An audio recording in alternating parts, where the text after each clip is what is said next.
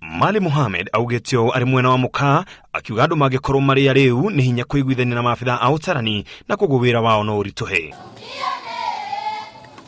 Ile tunaomba labda siku kama hiyo tungeomba watu wafunge hiyo mahali ambaye kuna vilabu ya pombe mapema, ama sio? Kwa sababu mtakilewa sasa mtaongea namna gani? Mtaelewana kweli? Kwa hivyo tunaomba wale wanafanya hiyo biashara siku hiyo lazima tufunge mapema, watu waenda manyumbani, kwa sababu tunataka kuhesabu kila mwananchi.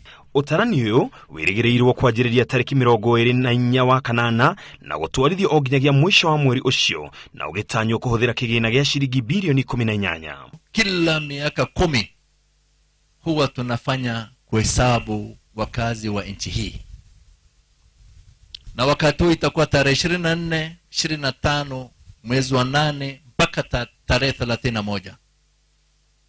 Ile tunasema reference night ni 24-25 August 2019.